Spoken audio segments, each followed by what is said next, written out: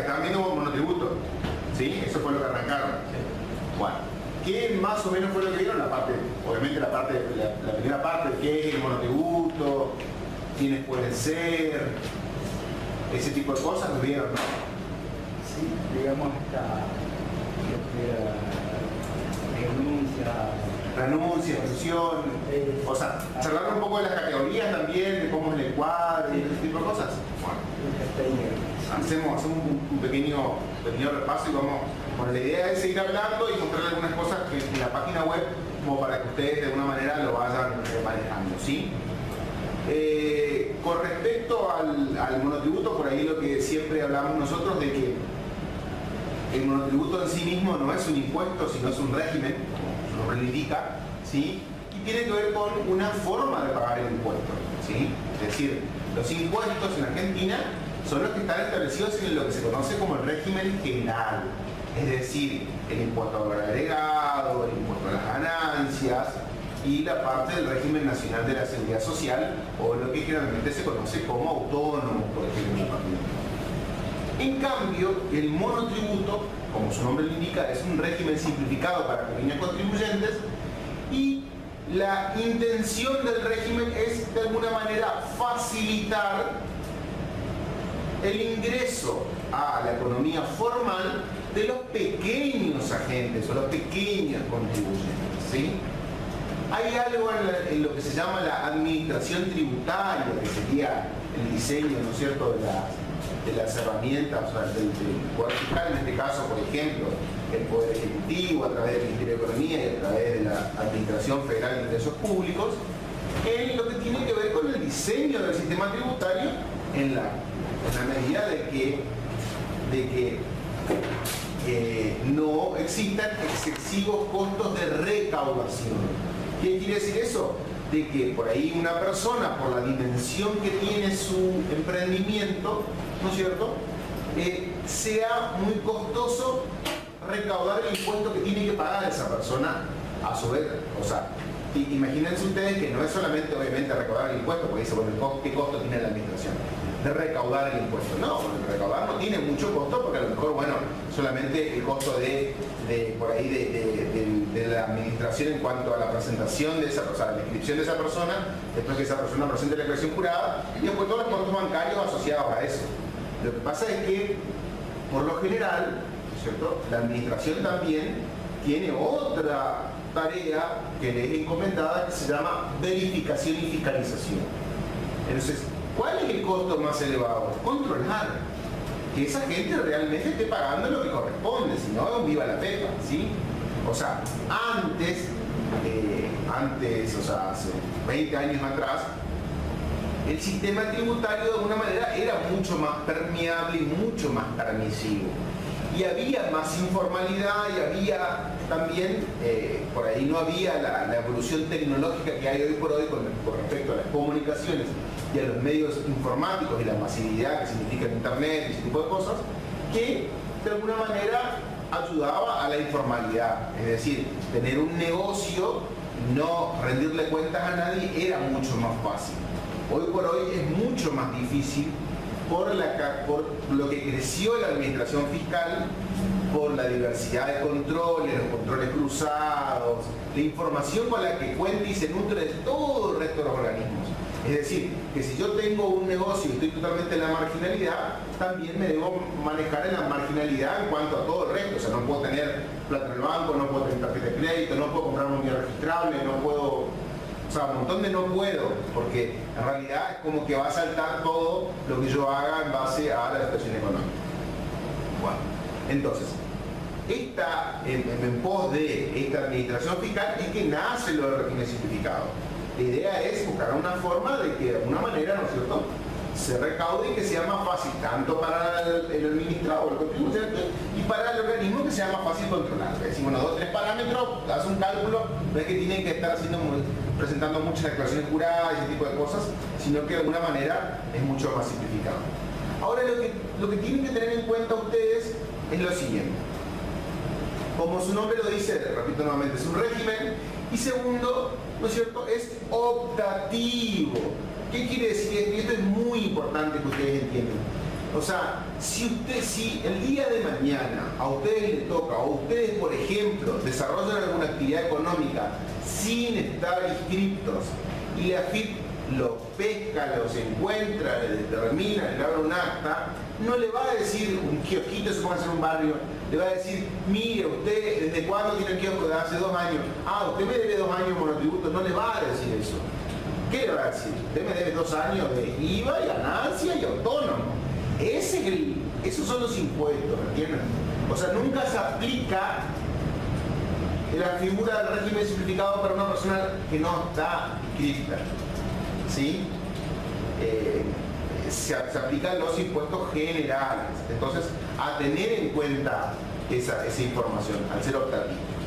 Y otra cosa importante, la simplificación del régimen tiene que ver con algo que es lo siguiente, que el sistema se basa en parámetros. Esos parámetros marcan la cuantía de la obligación fiscal del contribuyente, es decir, el monto del impuesto que tiene que ingresar. En otras palabras, lo que ustedes están viendo con el monotributo, la categoría, la letra A, B, C, D, E. Bueno, entonces, si a ustedes le hacen la siguiente pregunta, se siente una persona, ustedes son el asesor fiscal, o ustedes mismos están por poner un negocio, y la pregunta lógica es la siguiente: ¿qué le conviene más?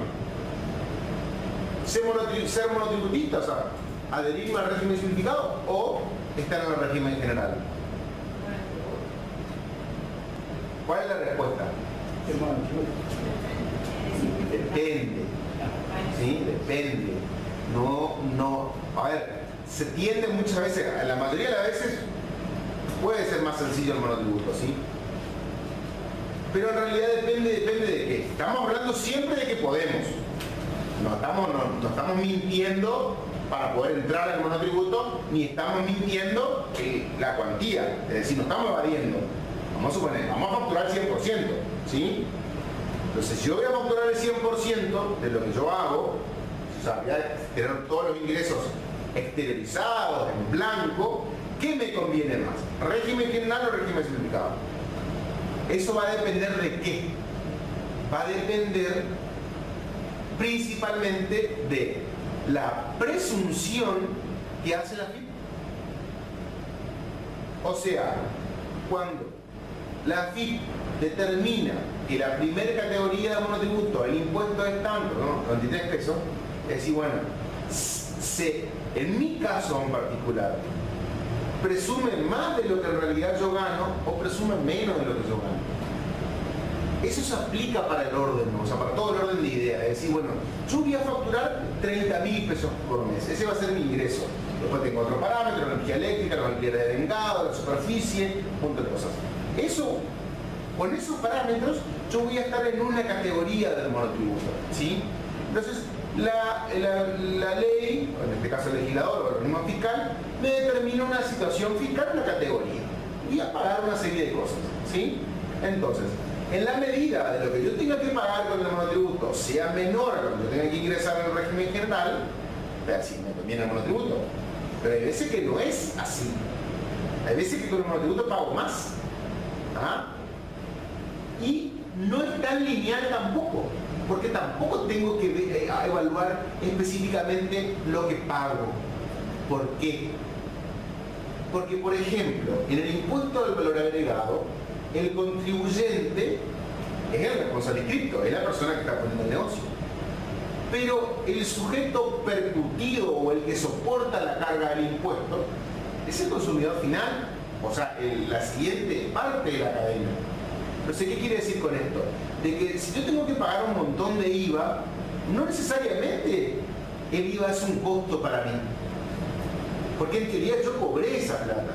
Entonces, también va a depender de qué, de la traslación del impuesto. Es decir, de si yo como monotributista yo facturo, vamos a suponer, soy un abogado y presto servicios a consumidores finales. Viene la gente, me pide, es un divorcio, es una asociación. Entonces, yo los 30.000 pesos que cobro, si ahora soy responsable inscripto, van a seguir siendo lo mismo. O sea, salvo que yo tengo que ajustar mi horario y decir, bueno, ahora 30.000 más IVA, pero voy a chocar con competencias, como hacer con otro abogado que está. Ahora, ¿qué pasa? Si yo soy un abogado y la atiendo a una empresa, a lo mejor yo le puedo decir, bueno, mira, ahora soy responsable inscrito, es 30.000 más IVA y la empresa me pague el IVA. ¿Ah?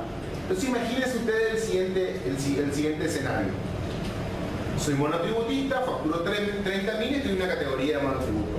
Ahora, soy responsable inscrito, cobro 30.000 más IVA, ¿sí? Por el cual el 21% de 30.000 son algo así como 6.300 pesos de débito fiscal. Pero ahora yo me puedo, eso yo le cobré a la empresa, pero me puedo tomar todo el crédito.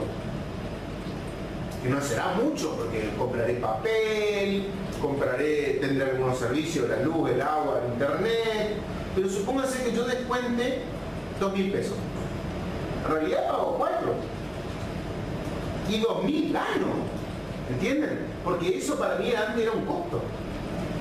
Entonces, en ese caso, el paso de un sistema al otro me ocasiona un beneficio.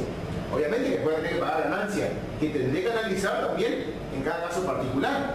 Si a lo mejor ese abogado tiene 5 hijos menores, no, nunca, o sea, tiene muchas cargas de familia y el impuesto por ahí no le va a llegar, o va a ser, su incidencia va a ser poquita.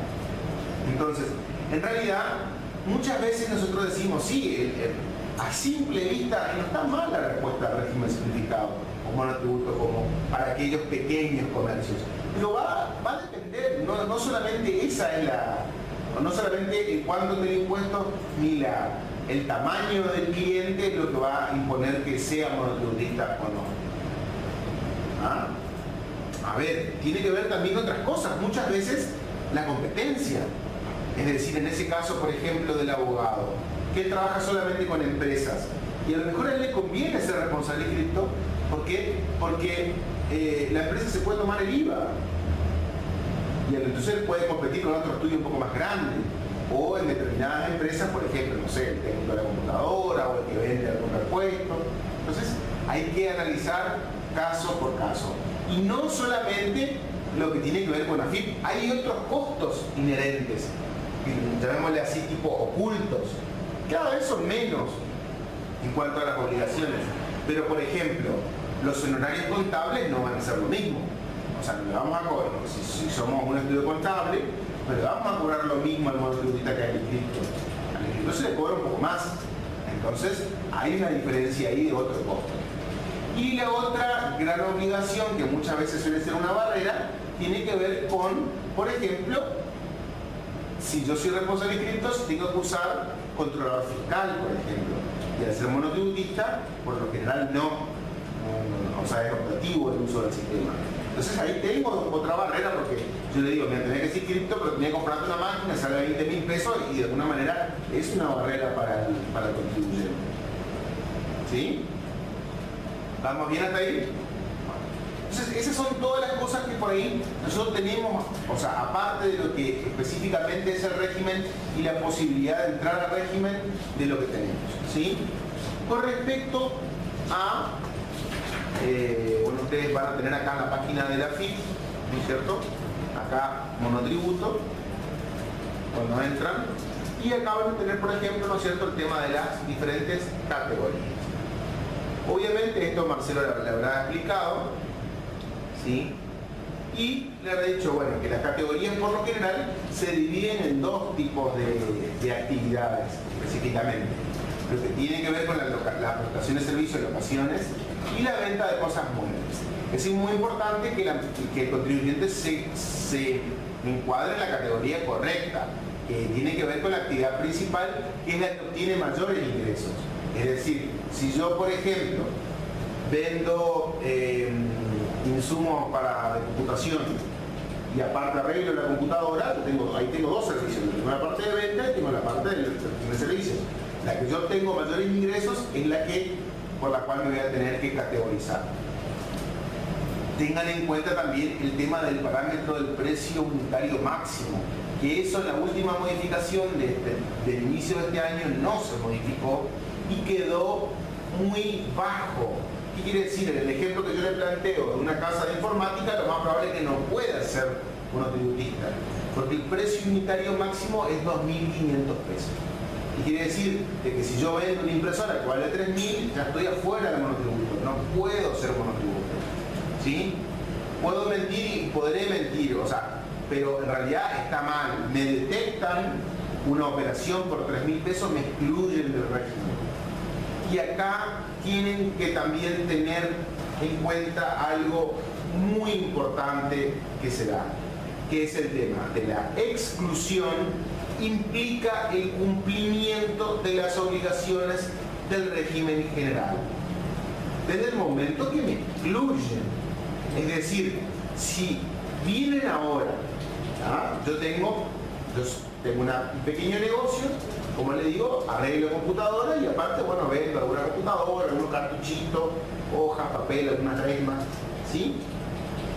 ¿Y qué pasa? Puede pasar dos cosas, por ejemplo. No sé, tengo en la vidriera los precios, en los cuales ellos se fijan y me hacen un acta por los precios que yo tengo, pero no tengo ninguna factura emitida por una computadora, no sé cómo decir. Con todo servicio, bla, bla. Bueno, entonces, ¿qué pasa? Me excluyen del monotributo, pero me excluyen de ahí para adelante. Bueno, no voy a poder volver al monotributo durante 3 años. Pero lo más probable es que no tenga una diferencia de impuestos porque yo no valí nada. Yo tenía la venta y no me pudieron probar que yo vendí algo para atrás. Pero el problema está, que finalmente es el gran problema, que ellos me caen, me piden los factureros y yo tengo una factura de hace un año, donde dice una notebook, 5.000 pesos. Y ahí me van a excluir desde la fecha de esa factura. Ese es el problema real. ¿Por qué? Porque supónganse que la factura es de febrero del 2016. Entonces, me excluyen desde febrero del 2016 y ellos tienen mi factura, tienen todo lo que yo facturé, ¿sí? Entonces, ¿qué van a hacer? Me van a pedir que yo presente las declaraciones juradas del IVA, ¿sí? En base a la factura que yo tengo, que yo emití. Consignando en ese caso el débito fiscal que corresponde, ¿no es cierto?, por esas facturas. Pero no me van a permitir computarme el crédito fiscal. ¿Por qué? Porque ¿qué tipo de facturas va a tener ese cliente de compra? ¿Qué letra? Al ser monotributista, ¿qué factura tiene de compra? B o C, ¿sí? O sea, si le compró a un inscripto va a tener una factura B y si le compró a otro monotributista otra C o en el centro. No va a tener A. Por ende, ¿qué va a pasar? No va a tener discriminado el impuesto. Uno de los requisitos del artículo 12 de la ley de IVA para poder computarse el crédito fiscal es que esté discriminado en la factura equivalente, en la factura o documento equivalente. Entonces, el organismo fiscal con ese argumento me va a hacer pagar todo el débito sin derecho a computarme crédito fiscal. Con la concordancia, con el respectivo perjuicio para el contribuyente. Sí le van a dejar que el contribuyente se tome esa compra o el gasto para el impuesto a las ganancias, porque en ese caso no hace falta ese requisito. ¿Sí? El impuesto a las ganancias dice que tiene que estar documentada una operación, pero no habla de que tiene que tener la letra A en la factura, ¿sí? Entonces no habría problema. Pero para IVA sí es todo un problema. Entonces, me van a determinar IVA por esos periodos, en los cuales ellos me hacen un papel de trabajo y me dicen, mira, si vos rectificás con estos valores, cerramos todo acá. Si vos no rectificás con estos valores, ¿sí?, se inicia lo que se llama el procedimiento de determinación de oficio. Y ahí ellos me van a determinar de oficio la materia imponible, iniciando la vista, para la inspección y demás, y bueno, yo tendré que pelearla a ver si es que yo no acepto. Porque yo por ahí puedo decir, yo te voy a ajustar, pero yo quiero que me computen el crédito fiscal. ¿Puedo hacer eso? Puedo hacer. Lo puedo pelear. Existe el derecho a que lo pelee, ¿sí? Más, puedo ganar inclusive, ¿sí? O sea, hay fallos. Lo que pasa es que ellos no tendrán, no me van a aceptar, ¿sí? Entonces,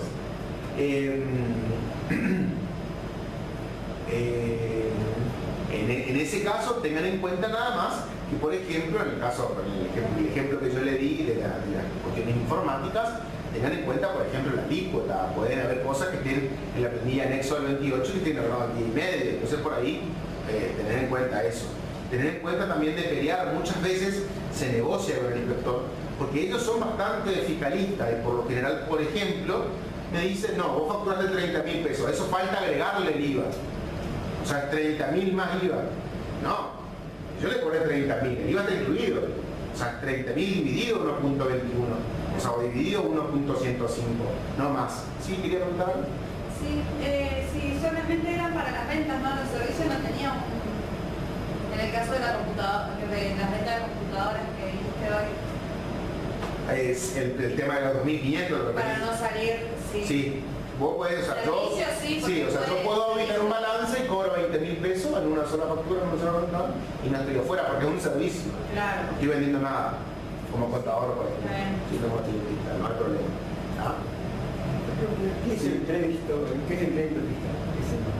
No, bueno. El crédito fiscal es, a ver, en el IVA, en el impuesto al valor agregado, nosotros cuando se vende, se genera el débito fiscal. El débito fiscal es el IVA contenido en la factura de venta. Ese es el débito fiscal. Y el crédito fiscal es lo mismo que el débito fiscal, pero para el que recibe el comprobante. ¿Sí? Es decir, el débito fiscal de una persona es el crédito fiscal de la otra. O sea, es una contracara de la misma moneda. ¿Sí? Lo que pasa es que depende de en qué lado vos estás. Si vos estás emitiendo el comprobante o estás recibiendo el comprobante. El impuesto al valor agregado o IVA, ¿sí? En Argentina se calcula por diferencia sobre base financiera, que sería entre las ventas y las compras que hace la persona. Bueno, entonces, tener en cuenta eso, tener en cuenta que ante una fiscalización, no solamente la FIP me puede excluir porque me excedí los parámetros máximos o algún otro indicio, como puede ser, por ejemplo, el tema de las 3 unidades las 3 actividades o 3 unidades de explotación, ¿sí? O en la actividad, o sea, por ahí la actividad es incompatible con el régimen simplificado. Ahora con los depósitos también, los gastos. Claro, exactamente. Ahí en la resolución establece, por ejemplo, si el contribuyente, lo que antes ustedes veían en la tele y decían, bueno, la FIP excluyó a un montón de monotributistas porque se fue a ver el Mundial a Brasil o se fue a ver la pelea de no sé quién en Estados Unidos. Es decir, realizar gastos que exceden la capacidad en teoría tributaria que tiene la persona, sin que la persona pueda demostrar. Porque muchas veces pasa de que la persona tiene en blanco otro ingreso. ¿Ah? Es decir, por ejemplo, no sé, yo soy monotributista, pero a su vez soy docente. Y por docente tengo recibo sueldo. Entonces, en realidad, mi capacidad contributiva supera el monto del monotributo, porque yo tengo otro ingreso, pero está en blanco. El problema está cuando ese otro ingreso la FIP no lo conoce. Entonces, ahí es donde se genera el problema. Porque yo tengo una categoría de monotributo y a lo mejor en un mes muevo el doble por mi cuenta bancaria. ¿Por qué? Porque yo agarro y transfiero mi sueldo a mi otra cuenta bancaria y muevo de ahí, pago la tarjeta y hago otro movimiento. Y no por eso me excluyen, porque está en blanco el ingreso. Ahora, diferente es el caso de que si yo tengo ese ingreso, inclusive también no ilegal, pero por otra cosa, por ejemplo, he recibido una herencia, en la cual me han hecho o sea, mi papá me dio un inmueble y me regaló la plata, y esa plata no entró en el circuito, o sea, la FIP no conoce que me regaló esa plata, por decirlo. Entonces, si yo deposito esa plata en el banco, es muy probable que me excluyan. O si ocupé esa plata para comprarme, no sé, tengo la categoría A de monotributo y resulta que ahora me compré una Toyota Hilux, entonces es obvio que el bien hace presumir de que yo estoy ocultando mis ingresos, porque ese dinero, por ejemplo, que viene por una donación, por una herencia, no está de alguna manera, no entró al circuito o no está en las bases de información de la FIP. Igual, yo tengo cómo defenderme, siempre y cuando yo tenga dónde probar. Si yo no tengo dónde probar, obviamente no me podré defender. ¿Sí? Una consulta Sí. es, y en ese caso hay que esperar, o sea, que la FIP me intime para demostrar o para evitar eso lo puedo... No tenés forma de demostrarlo primero porque no tenés la obligación de hacerlo.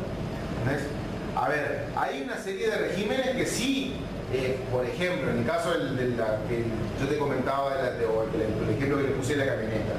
Si yo soy monotributista categoría A y me compro un vehículo de esa índole, lo más probable es que, por ejemplo, el registro de la propiedad automotor me solicite que yo demuestre dónde obtuve los ingresos, pero no por una cuestión impositiva, sino por una cuestión de lavado de dinero, es decir, por las normas de la UIF, por ejemplo.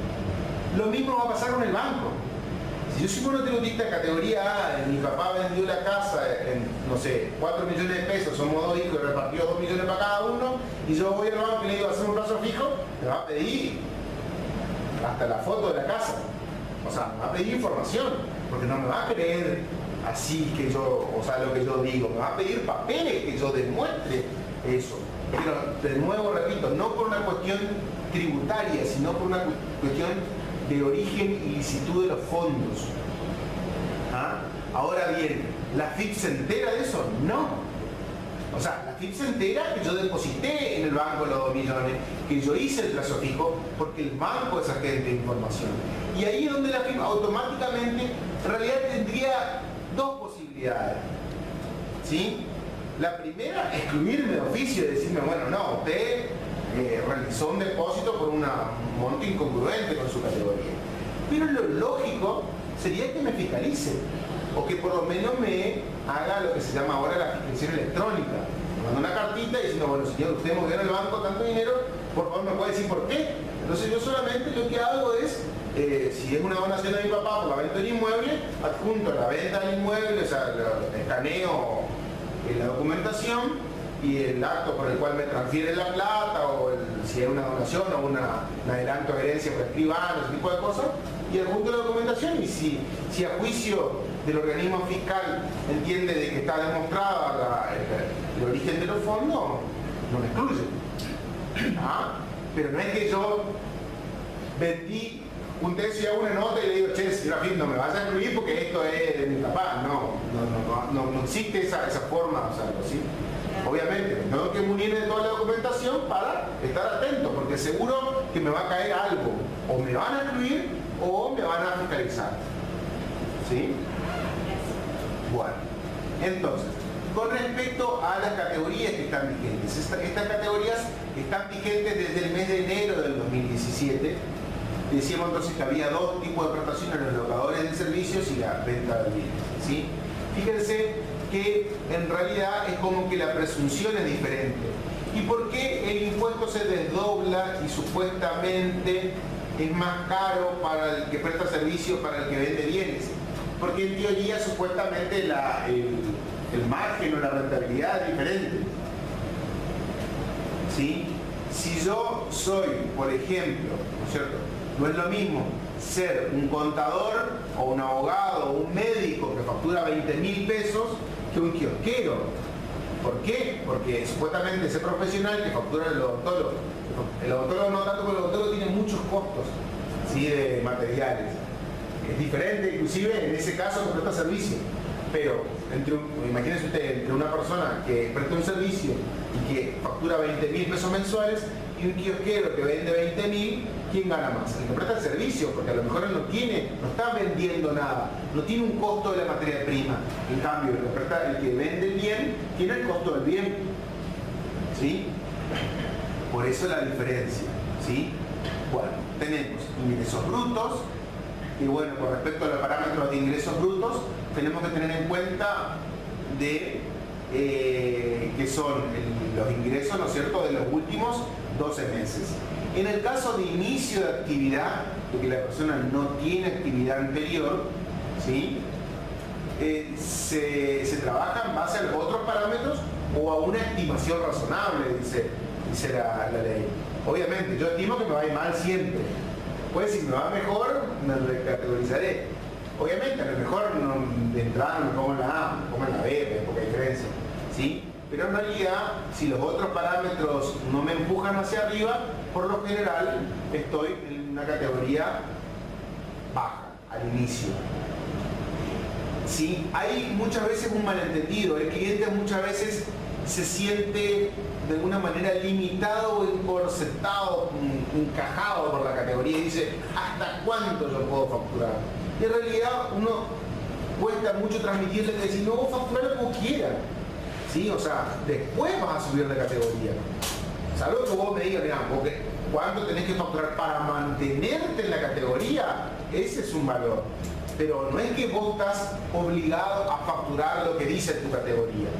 Porque la categorización es con información histórica, no es con información para adelante, es con información para atrás. ¿Ah? Es decir, hoy por hoy estamos en el mes de mayo del 2015, en el cual este 2022, creo que de mayo, vence el periodo de recategorización, ¿sí? Que se tiene en cuenta los últimos 12 meses, que van hasta el mes de abril del 2017. Es decir, mayo 2016, abril 2017. Sumo todos los ingresos y esos ingresos me van a marcar en qué categoría debe estar el contribuyente. Si esos ingresos superan los 700.000 para el caso de servicios o 1.050.000 para el caso de venta de bienes, voy a estar afuera del régimen simplificado, voy a tener que excluirme. ¿Sí? ¿Estamos de acuerdo? Que son los montos máximos.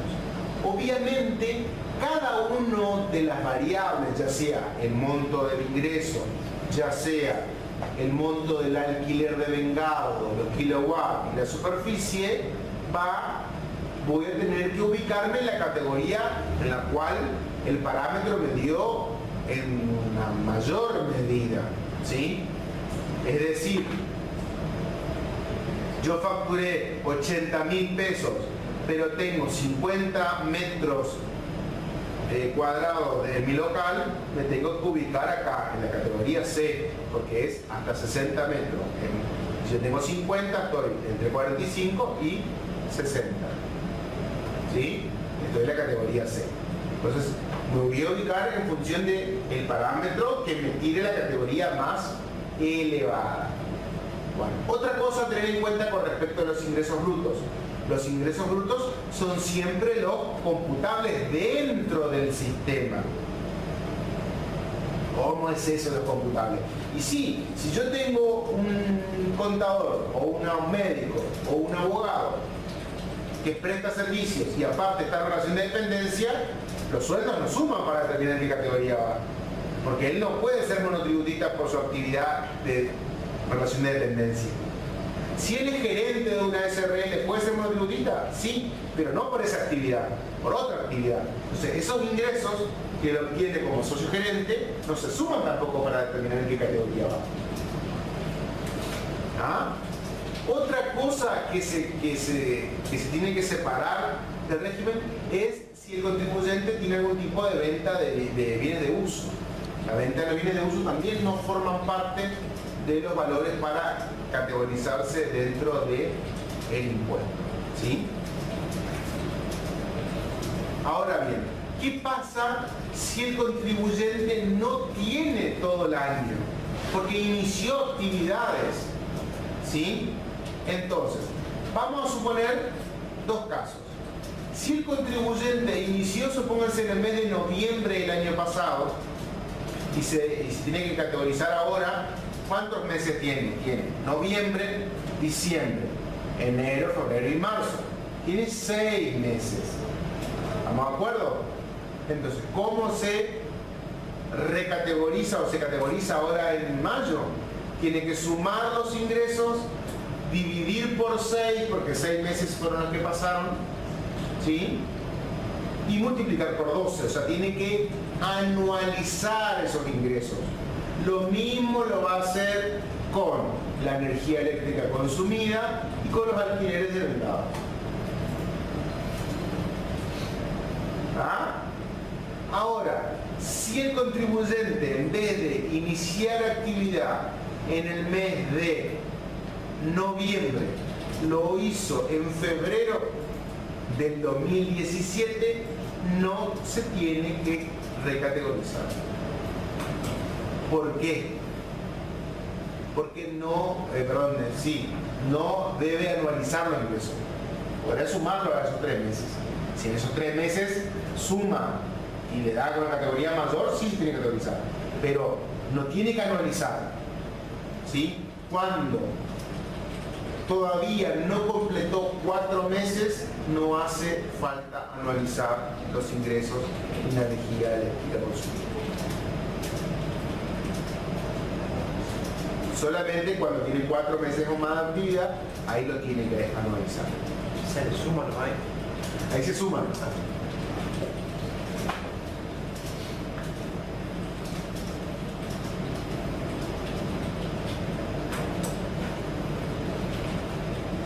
Bueno, ¿qué pasa? Hay otra cosa importante también que a veces uno no pierde de vista. ¿Qué pasa si uno anualiza, en el ejemplo que yo le di hoy, y me da un importe superior a la categoría máxima? ¿Lo excluyo? ¿Sí me entendieron? Vamos a suponer que era un abogado. Se escribió en noviembre, diciembre, enero, febrero, marzo y abril.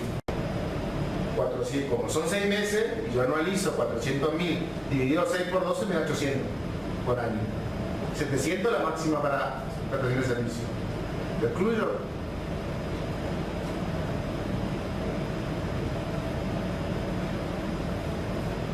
¿Qué piensan ustedes? ¿Me entendieron la pregunta,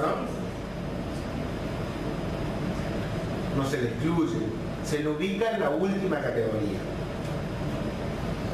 ¿Sí? Ponen 650.000 y lo recategorizan en la última. O sea, para la exclusión del monto tiene que ser el ingreso real, no proyectado. Obviamente, después la próxima categorización, si ustedes suman y ya les da que en la próxima, bueno, va a tener 10 meses, pues son 6 más 4 meses más, va a tener 10, igual van a tener que anualizar. Pero si la suma de esos 10 meses le da más 700, sí, está fuera. ¿Ah?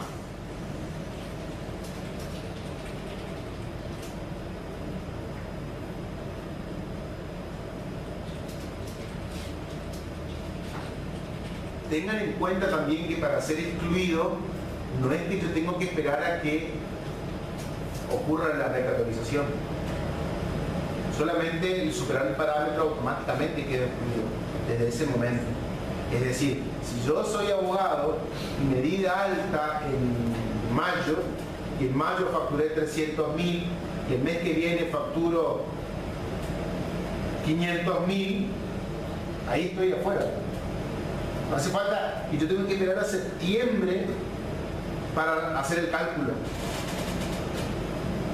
¿Ah? Porque desde el mismo momento que yo supero los parámetros, desde ese momento estoy excluido.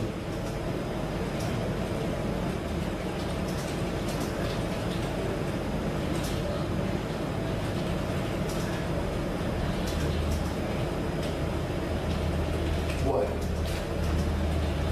con respecto a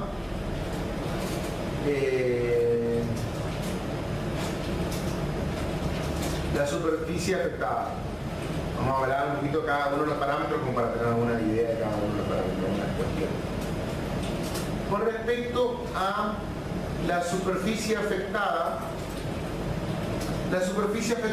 no es ni una suma, ni un promedio, ni una acumulación, siempre es el momento de la recategorización, es decir, ahora en mayo es la superficie afectada en este momento. Lo que tengo que tener en cuenta que es la superficie afectada de lo que corresponde a atención al público. Es decir, no es todo mi local. Si yo tengo un depósito, no tengo que sumar depósito, ¿sí? Sino que solamente la parte de atención al público. Tengan en cuenta también que la resolución prevé que determinadas actividades no se cuenta la superficie. Por ejemplo, un taller mecánico, un estacionamiento, un gimnasio, una cancha de fútbol, por ejemplo. O sea, en ese caso no se cuenta Y hay otra excepción que para Posada ni Garupán no es aplicable, pero para algunas localidades del interior es importante saber, que es aquellas localidades que tengan menos de, si no me equivoco, eran 20.000 habitantes. Si yo tengo un pueblo, no importa el tema del local, cuán grande es, si es un pueblo y tiene menos de esa cantidad de habitantes, ese parámetro no se tiene en cuenta. Tengo que tener certeza, ¿no?, de la información, porque después, si me caen y me quieren aplicar parámetros, tengo que ver, no sé, el último censo, lo que sea, o para decir, bueno, acá está el elemento de prueba por el cual yo entiendo que no es aplicable el parámetro. Pero bueno, es algo interesante. Bueno, eso con respecto a la superficie afectada. Si tengo más de un local, deberé sumar la superficie de los locales, siempre la misma característica, es decir, la parte que es atención al público, ¿sí? Bueno. Después tengo la parte de la energía eléctrica consumida anualmente. Con respecto a la energía eléctrica, yo tengo que sumar las 12 facturas cuyo vencimiento operan en cada uno de los meses. Es decir, que no es por consumo de vengado, sino por vencimiento de la factura. Es decir, yo tomaré, por ejemplo, en este periodo de mayo hasta la factura que venció en abril, pero a lo mejor el consumo de febrero. ¿Ah? Bueno. Obviamente, ¿importa si está a nombre del contribuyente o no? No, no importa. Mientras que sea el local, el vendedor lo tengo que sumar, ¿sí? Ahora, puede ser de que la energía eléctrica no corresponda únicamente al contribuyente, porque puede por ejemplo, ser, no sé, tener dos locales y tener un solo medidor. A veces pasa las cosas. Entonces, bueno, tendré que proporcionar en base a un parámetro, a ver cómo es que se divide ese costo.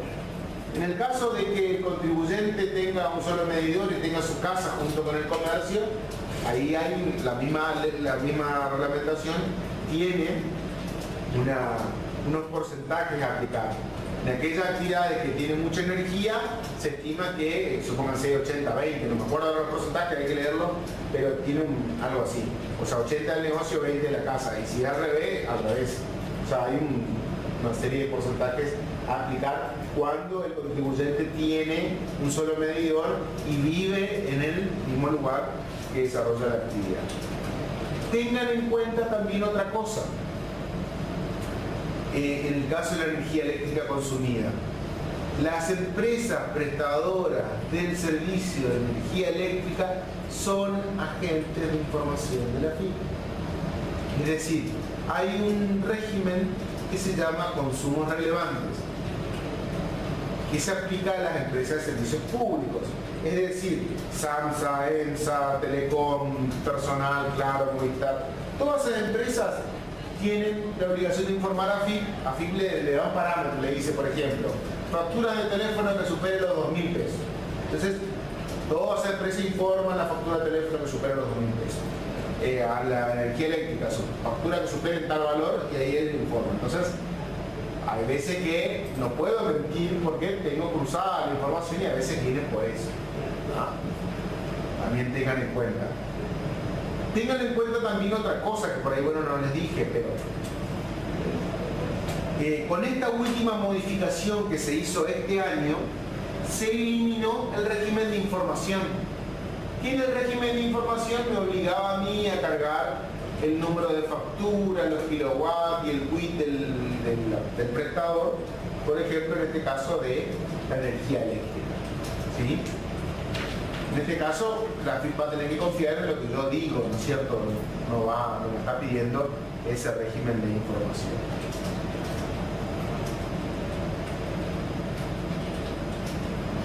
También hay determinadas actividades como el lavadero, como una tintorería, ¿no es cierto?, que están excluidos del parámetro de energía eléctrica. Entonces el mecánico también está ahí, ¿sí?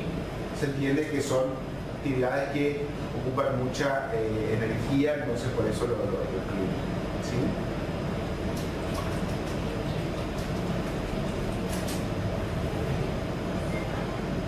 Alquileres de vengados anualmente. Esto es importante y tiene que ver con los alquileres que paga la persona. No es que es un monotributista que tiene alquiler de inmuebles, sino que es el alquiler que él paga por el local, que por lo general sería el local que no es propio, ¿no? El local que es alquilado. Fíjense los valores, que son bastante bajos los valores, porque son 31.500 pesos anuales. Son 31.500 dividido 12, ¿de qué valor estamos hablando? 2.500 pesos. ¿Sí? ¿Por qué? Porque a su vez en ese valor también se tienen en cuenta todos aquellos importes que el contribuyente se hace cargo. Si el contribuyente se hace cargo de 2.500 del alquiler, que es 2.500 pesos más los impuestos, tengo que sumar los impuestos. ¿Sí? Es un valor relativamente bajo. Obviamente, esto estamos hablando de lo que tiene que pagar registradamente, o sea, por el cual está el valor del contrato, por el cual la otra persona le hace, lo extiende la factura, ¿sí? Pero bueno, es un parámetro también a tener en cuenta para categorizarse en cada una de las categorías, ¿sí? Es un local prestado, congreso. En ese caso el parámetro no se aplica, porque no tiene valor, no tiene un valor determinado, ¿sí? Un comodato, por ejemplo, en ese caso no es aplicable. ¿Ah? Bueno, después tienen el monto del componente impositivo, ¿sí? Que acá es donde tienen abierto, ¿no es cierto?, entre la locación de servicios y la venta de bienes. Los aportes al SIPA. ¿Qué son los aportes al SIPA? ¿Qué le parece? La jubilación. El SIPA es el Sistema Integrado Previsional Argentino. Y este es el importe de la jubilación, ¿sí? Que como novedad, la última modificación lo que hizo es le generó una movilidad a este valor, porque antes era fijo, si era 300 pesos, no importa que yo esté en la última categoría, pagaba 300 pesos. Hoy por hoy va subiendo un 10%, depende en la categoría, con respecto a la categoría anterior. La categoría tú sacas 300 más el 10% de 300 a 330. 330 más el 10% de 330 son 33, son 3.300, o sea, perdón, 363. Y así va subiendo el 10%, se va sumando el 10% de la categoría anterior. Bueno, lo que sí queda fijo es el aporte a la obra social. Tengan en cuenta que estos dos conceptos, el aporte a la obra social y el aporte al SIPA, prácticamente en el 99% de los casos van juntos. ¿Qué quiere decir? No se puede extinguir o separar uno de esos conceptos del otro, ¿sí?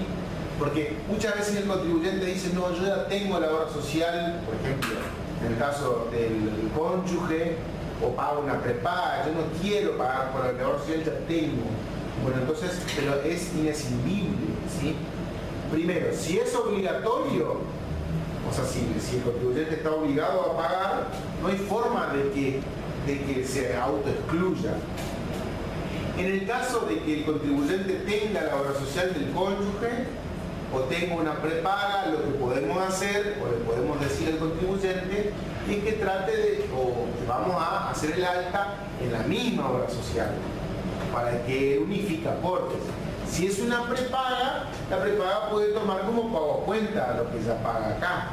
Y si es una obra social sindical, a lo mejor se puede unificar aportes y bueno, va a seguir teniendo la misma, no tienen que cambiar los carnets y ese tipo de cosas.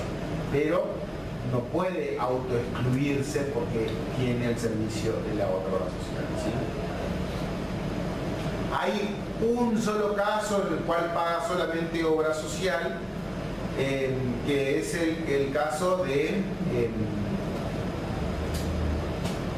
los trabajadores sociales, ¿sí? En ese caso pagan solamente la parte de la obra social. Después tienen algún otro caso como el de los jubilados, que pagan el SIPA únicamente una parte y no pagan la parte de la obra social. Ahora, si tienen sujetos que están exceptuados a los dos regímenes, o sea, tanto a todo el aporte previsional y de obra social, A ver, ¿se acuerdan de alguno? ¿Qué monotributista no está obligado a pagar la jubilación y la obra social? El que trabaja en relación de dependencia, ¿sí? Y no es que está prohibido que pague, eso es importante también saber. Es como que es voluntario si él paga o no. ¿Ah? Tengan en cuenta eso, porque muchas veces cuando se le da el alta, si se le da mal el alta, ¿sí? Si se le pone que tiene que pagar obra social, después yo no puedo ir a la FIP y decirle, mira, no le correspondía porque él era empleado, de borrarme todo, ¿sí? Porque yo hice mal, o sea, el que metió el dedo mal fue el que optó, muchas veces el contribuyente, porque puso, ¿no es cierto?, que tenía la obligación de pagar, siendo que él podía estar exceptuado. Entonces, los trabajadores que trabajan en relación de dependencia, como ya por su relación de dependencia tienen aporte jubilatorio y tienen aportes de obra social, sí, pueden prescindir del pago de estos valores, ¿sí? Es un docente en actividad, ¿Cómo? un docente en actividad. Uno es docente en actividad, puede ser terminal, ¿sí? Bueno, ¿qué otro?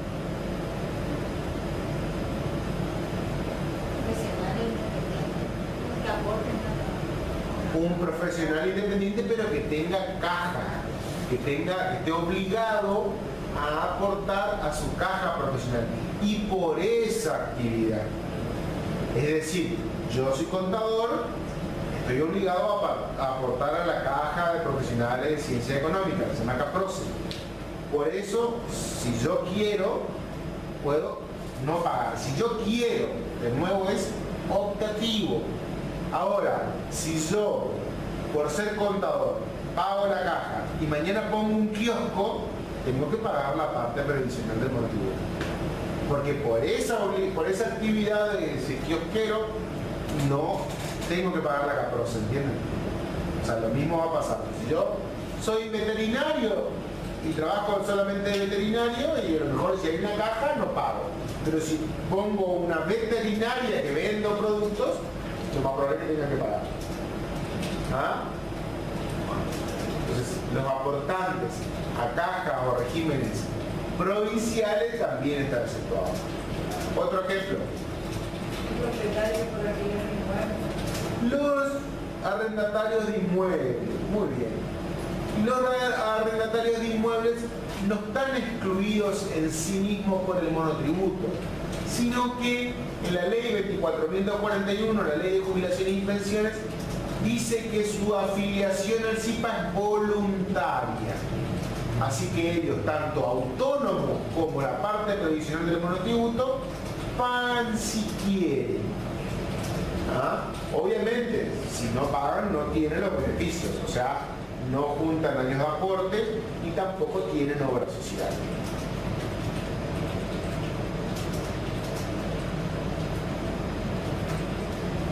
¿Quién más?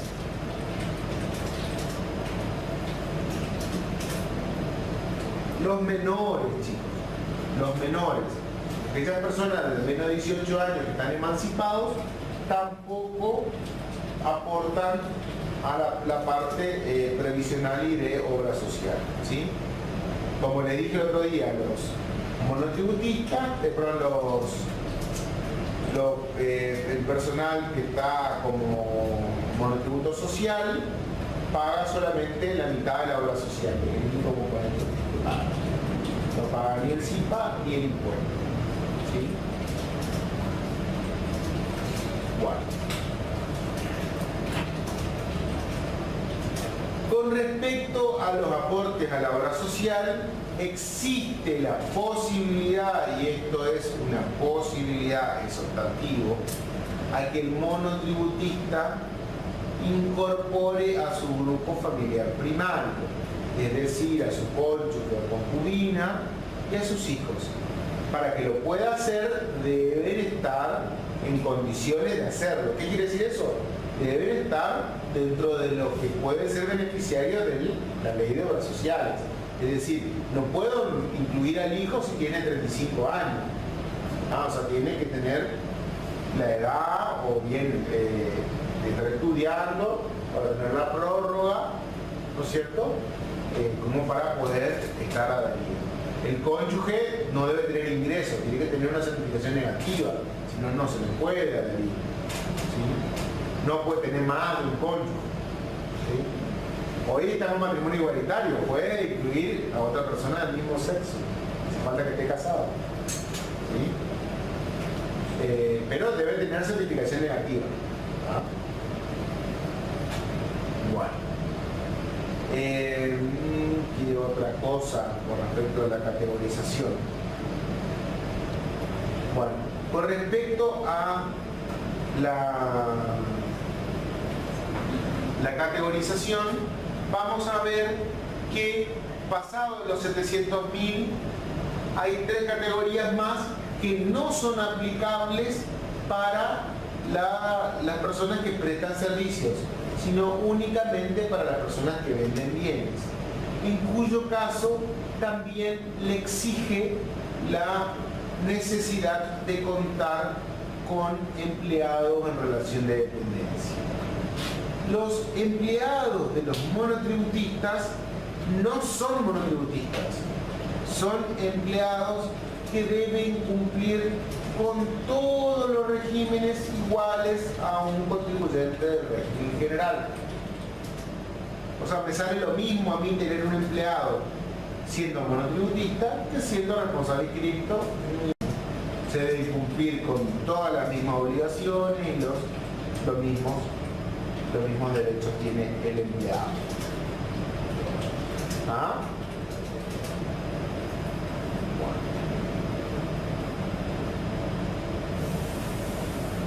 Es importante esto de los empleados porque también es una causal de exclusión.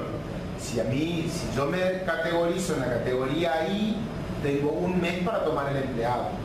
O sea, si yo ahora en esta categorización de mayo subo a la I, tengo todo junio para meter el empleado. Si yo en junio no tomo ese empleado, me van a excluir. Lo mismo pasa si estoy en la categoría I y renuncia a mi empleado o lo echo. Tengo un mes, o sea, todo el mes siguiente a que se produzca la baja del empleado para incorporar uno nuevo. No, me excluye. Acá hasta abajo, 40.000 habitantes eran el tema de la superficie, chicos. Bueno, acá está quienes no están obligados. Los menores, los beneficiarios de protecciones previsionales, ¿sí? Esto de protecciones previsionales son los jubilados, pero los jubilados pagan algo, no es que no pagan nada, pagan una partecita.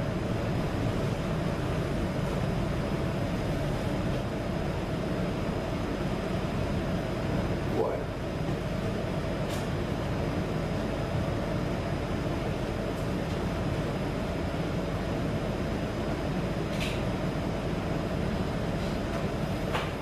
¿Cómo hago para adherirme al régimen? ¿Sí? Ustedes tienen acá también en la parte de ayuda de AFIP, tienen unas guías paso a paso, como para que ustedes vean cómo es el mecanismo. Pero la adhesión al monotributo lo voy a hacer a través de la clave fiscal, la dice clave fiscal, y acá voy a ingresar mi clave, por ejemplo, voy a poner la mía.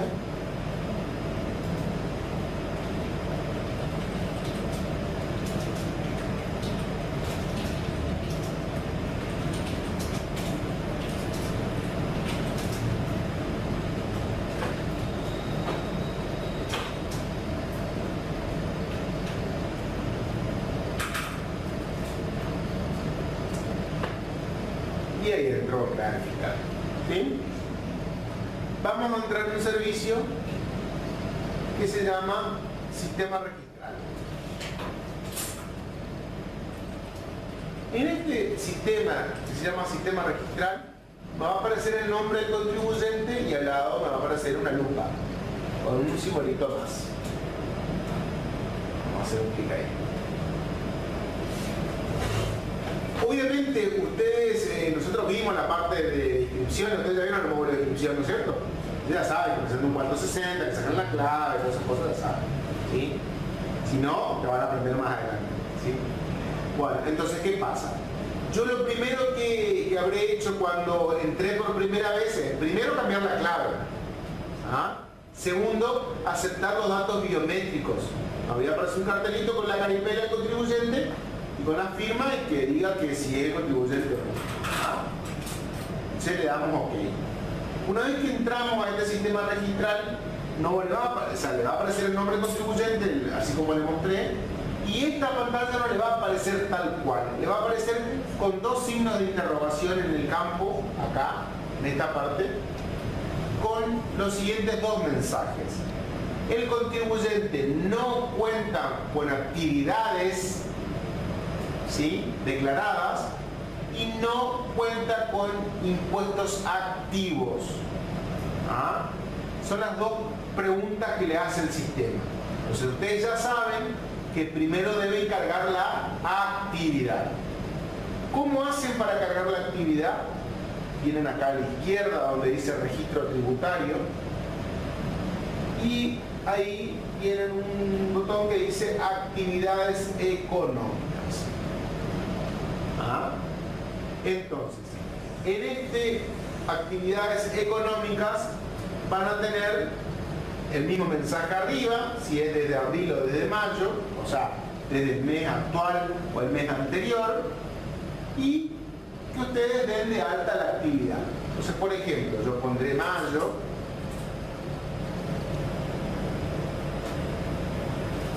y pongo agregar, y ahí me aparece el asistente. El asistente me permite a mí buscar por grupo de actividades, que sería este asistente. Entonces yo digo, bueno, mirá, yo aparte doy clase, voy a poner enseñanza.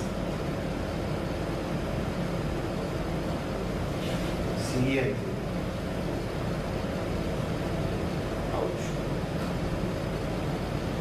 Enseñanza primaria, vamos a poner esto acá. Enseñanza MSP. Siguiente.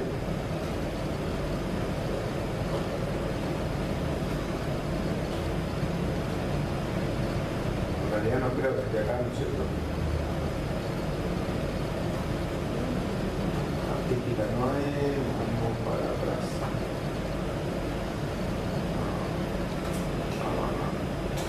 Enseñanza.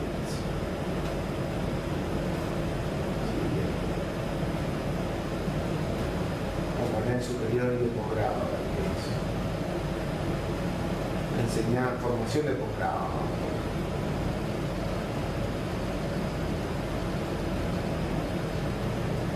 Y ahí fíjense que me cargó la actividad como formación de posgrado, supuestamente como docente de posgrado. Si, por ejemplo, puedo ser docente de posgrado, con lo cual facturo mi honorario como monotributista. Entonces cuando le facturo a la universidad no soy servicio de contabilidad, auditoría, asesoría fiscal, sino que hago actividad docente, por decirle algo. Entonces esta actividad la doy de alta, por ejemplo, ahora. ¿Sí? No lo voy a hacer, pero bueno, solamente para mostrar. Entonces cargamos una actividad. Cuando nosotros cargamos una actividad, acá ya se va a borrar el mensaje que le falta declarar la actividad y me va a aparecer solamente el mensaje de que no cuenta con impuestos activos. Para darme de alta en el monotributo, vengo acá donde dice registro tributario, monotributo. Puedo ingresar por este lugar o tengo muchas veces un sistema habilitado acá, aparte, que dice exclusivamente monotributo.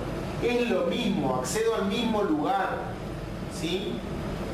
Vamos a entrar acá donde dice monotributo. Bueno.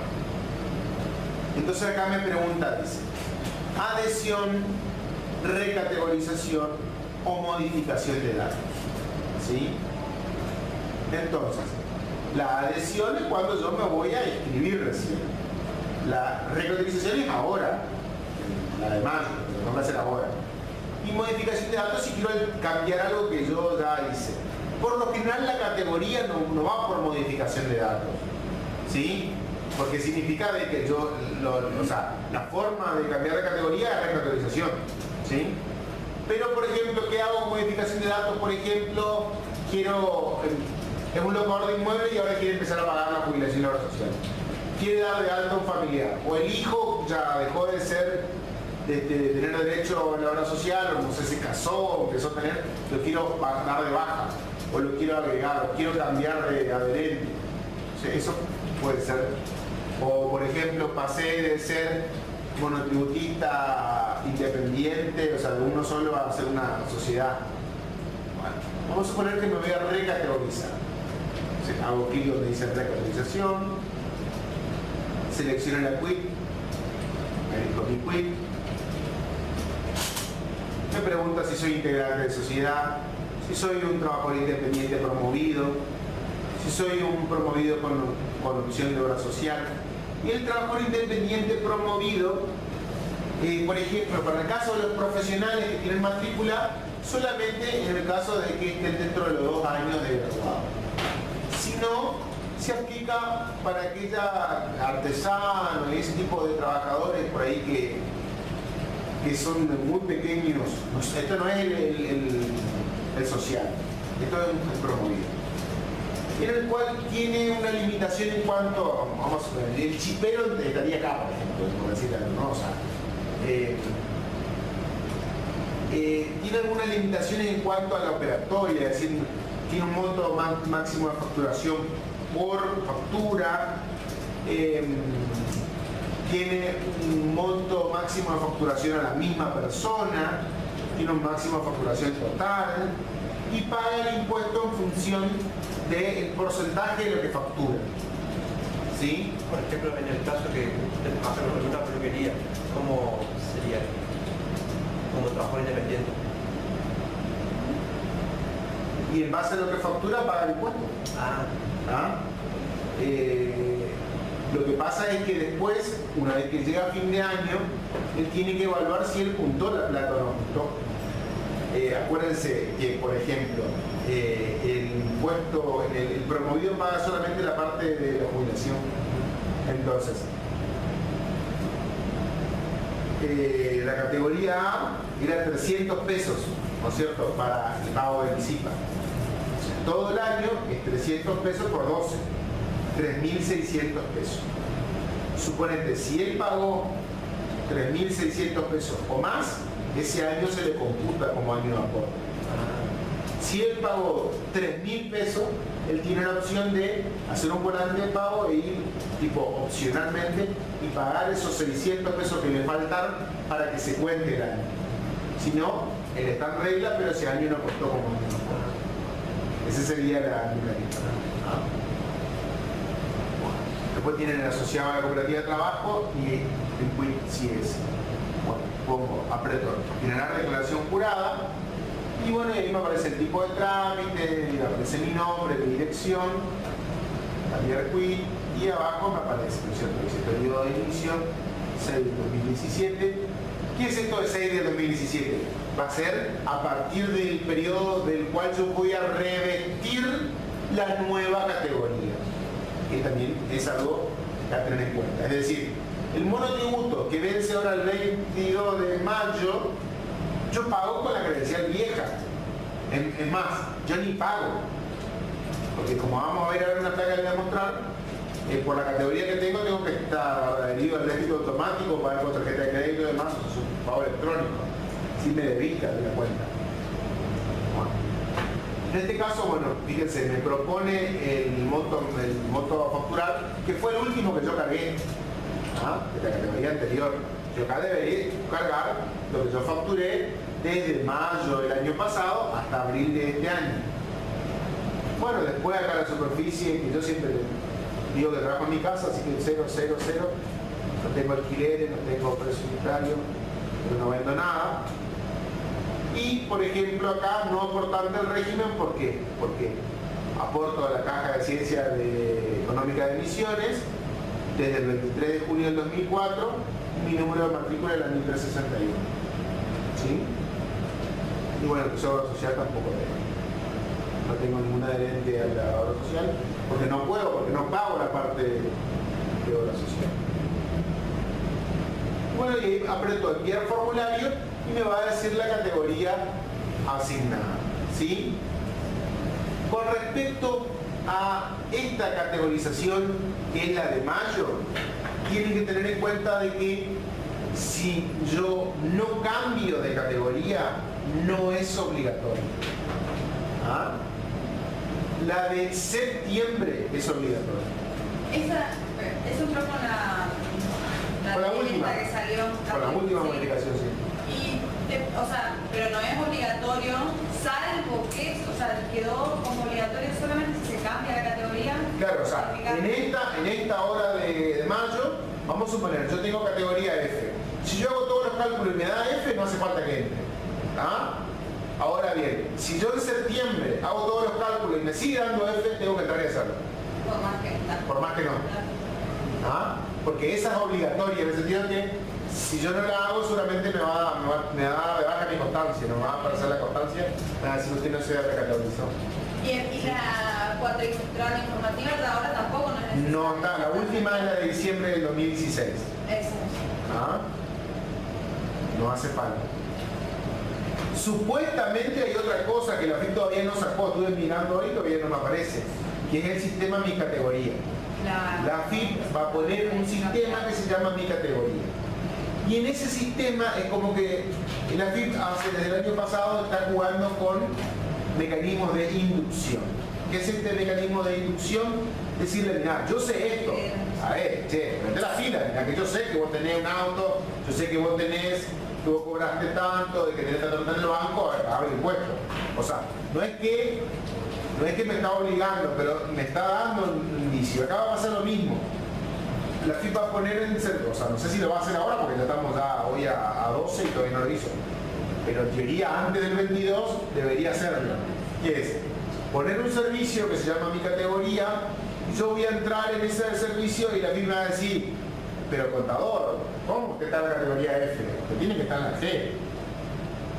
¿Entienden? O sea, me va a decir que en función de mi gasto, de mi tarjeta o de mis cosas, yo tengo que estar en otra categoría.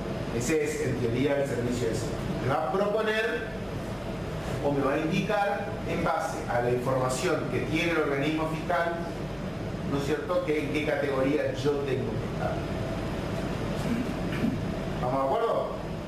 Bueno, eso todavía no está. Pero está previsto. Bueno, vamos de nuevo. Entonces, esta hora del 22 de mayo, si yo mantengo la categoría, no es obligatoria. La de septiembre siempre va a ser obligatoria. O sea, como las requisiciones son cuatrimestrales, son en enero, en mayo y en septiembre. ¿Sí? La de enero y la de mayo son optativas, o sea, son si cambio. Las de septiembre siempre. Eso es lo que quedó con la última modificación. ¿Sí?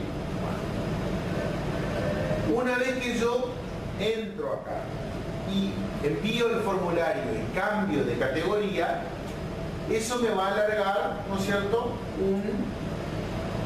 una credencial, que es el famoso F152 y 164, que muchas veces un cliente le va a decir, mira, me fui a la obra social y me pidieron tal formulario. Son esos.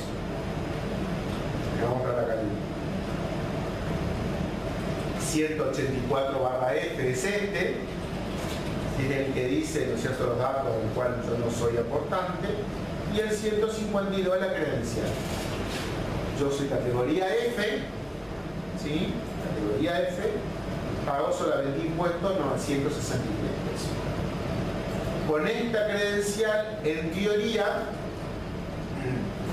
puedo ir a la caja del banco a pagar. Esto es lo que no va a estar pasando ahora, porque la FIP está, en base a un cronograma, está obligando a los monotributistas a que adhieran a débito automático, tanto en cuenta bancaria como en tarjeta, o bien lo hagan a través de un débito. Y directamente el banco no nos cobra. Determinadas categorías ya vamos con la credencial y el banco no te cobra. O sea que sí o sí te obliga a que lo haga de manera electrónica. Bueno, con respecto a esto, tienen que tomar nota de este número acá como un número muy importante, que es lo que se conoce como el CUR, Código Único de Renta. Este numerito que está acá que es el que indica la categoría y el importe que yo debo pagar.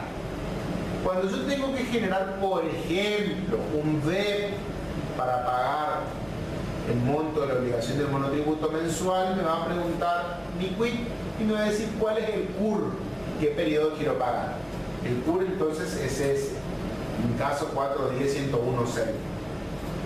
Pero que es el que está relacionado con la categoría F y no de locación de servicio, no aportante a nada más.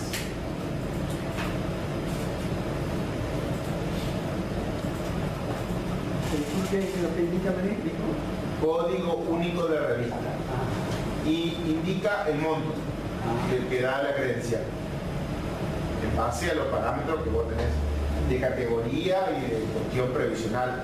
O sea, no es lo mismo. A ver, si yo tengo dos contribuyentes en la primera categoría y todo lo igual, el CUR es igual. Pero si uno, por ejemplo, tiene el cónyuge como cara familia, de obra social, se cambió el CUR.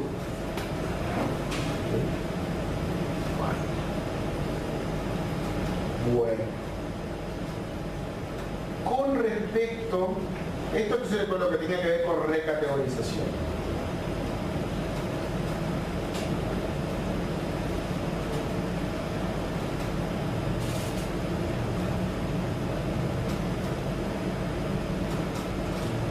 Con respecto a eso, hay que tener en cuenta por ahí este cuadrito, que tiene que ver con lo siguiente. Acá yo tengo tres diferentes obligaciones, ¿sí?, que son las siguientes. Y fíjense, va de menor a mayor. La categoría K, J, I y H desde enero tiene que pagar por medios electrónicos. Desde el mes pasado se incorporó la F y la G, que es la de la mía, la F por ejemplo. Y ahora en mayo la D y la E ya no van a poder pagar más por ventanilla. Y a partir de noviembre ninguna categoría me van a cobrar por ventanilla de ningún banco. ¿Sí? Todo por medios electrónicos. ¿Puede pagar otra persona que no sea el contribuyente? Sí, pero debe tener asociada su clave fiscal. Porque para poder generar el VEP lo tiene que hacer de esa manera. Lo que pasa es que tiene todo un costo. O sea, por ejemplo, yo en particular, lo que hago es ocupo mi sueldo para pagar todo. O sea, entonces no tengo que estar depositando dinero. Pero si yo tengo que ir al banco y depositar dinero, eso genera, a su vez, que me cobren renta, que me cobren el impuesto de los débitos y créditos bancarios, para pagar mi impuesto, bueno, que en realidad son de mis contribuyentes, de mis clientes, porque algunos clientes no tienen cuenta o están embargados, lo que sea. Entonces por ahí uno le hace, tengo que decir favor, pero no es lo que corresponde. Ellos deberían tramitar el pago. Entonces, ese primer cuadrito, ¿sí?, tiene que ver con eso. Entonces, el pago electrónico, a partir de noviembre, todos los contribuyentes. ¿Sí? Bueno, segunda fila, factura electrónica. Es obligatoria ahora para la categoría H para arriba, H, I, J, K. A partir del mes que viene va a ser obligatoria desde la F para arriba. ¿Sí? Desde la F para arriba. Y es optativa de la F para abajo. Tengan en cuenta que ahí hay una llamadita y dice excepción, venta consumidor final, o sea, no es obligatoria la factura electrónica si yo hago venta consumidor final. Se lo puede emitir una comprobante manual. Obviamente con CAI, ¿no es cierto? Ya ahora todo con CAI. Tengan en cuenta lo siguiente, que hay una excepción con respecto al monotributo, que es la siguiente. También desde este año se modificó la ley del impuesto a las ganancias y se posibilitó la deducción como deducción general del monto del alquiler con destino a casa habitación para aquellos contribuyentes que no tengan inmuebles y hasta un 40% del monto del alquiler con límite en el mínimo no imponible. Todo después es trabalengua, ¿no? Pero bueno. Esto es algo así. Yo soy contribuyente del impuesto a la ganancia, por ejemplo, no sé, gano bien en mi sueldo, es un buen sueldo, por el cual tengo que pagar impuesto a la ganancia. Razón por la cual puedo deducir, si no tengo casa, alquilo únicamente, el 40% del alquiler. O sea, si pago 10.000 pesos de alquiler, puedo deducir 4.000. ¿Ah? Por mes. Con límite en el mínimo no imponible, que es 48.000 y algo. Que entonces 4.000 me puedo tomar tranquilamente porque estoy por debajo del límite. ¿Ah? Ahora bien, para tomarme esa deducción, yo tengo que entrar a un sistema o clave fiscal que se llama SIRADIG. ¿Sí? Y cargar. ¿Qué tengo que cargar? La factura mes a mes. Y tengo que levantar en formato PDF el contrato de alquiler. Y hay una formalidad en cuanto a la factura. La factura debe ser factura electrónica. Entonces, ahora los locadores de inmuebles urbanos que alquilen con destino casa-habitación están obligados a emitir factura electrónica.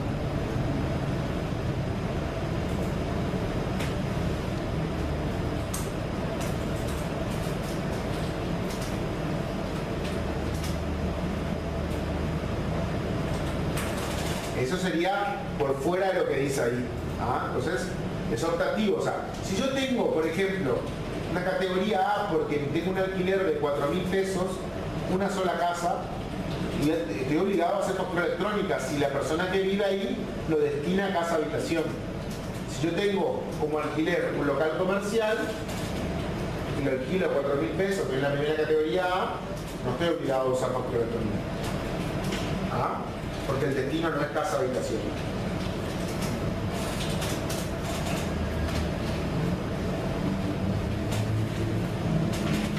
¿Vamos bien? Bueno. Vamos a la última columna. La obligatoriedad a aceptar tarjetas de débito. ¿Sí? De acuerdo a la categoría, a partir de diciembre, desde la F para adelante. Y a partir de marzo, todas del año que viene. ¿Sí? Y ahora con esto lo de la modificación del formulario 900. Del data fiscal. Del data. Porque, encima, no sé si hicieron algunos ya, si vos no tildás. Te sale el viejo. Sí, te sale el viejo y ahí. No, lo que pasa es que no estás obligado. Si uno no está obligado a aceptar. ¿Pero qué haces? Porque si yo voy no cambias, el data es el viejo. Queda el viejo. O sea, si yo tengo un monotributista que no tiene todavía POSNE, porque si ya tiene POSNE, la de nuevo. Claro. Pero porque si todavía no ley puso. Dice hasta, porque dice, sí, ahí por ejemplo, uno de categoría E. Recién el año que viene. Claro. Entonces el data es el viejo. Porque no puedo poner, porque el data dice, ahora usted aquí puede. ¿Ah? A ver. Sí, esa era mi duda, porque como que le estaban induciendo a todos ya que fíjense el mío. Claro. Ese es nuevo, sí. Este es el nuevo, el mío. Yo mentí, porque yo no acepto tarjeta de débito, crédito. Sí, porque al final lo que mandó el consejo también rechazaron. Lo puse para que me salga nada más. ¿Sí? Entonces dice acá, ahí bueno, dice acá está el código QR. Dice, puedes usar tu tarjeta de débito y tienes la obligación de aceptarla. Y yo pago aceptado, débito, crédito, efectivo, otros medios. No te vale si es su factura.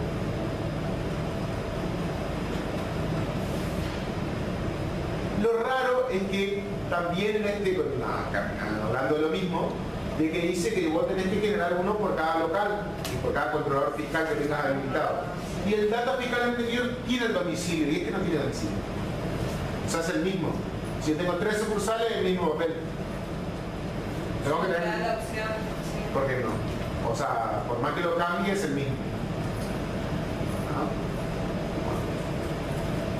Entonces, Con respecto a la obligatoriedad de aceptar los sistemas de pago, por ejemplo débito, recién desde esas fechas. ¿Ah?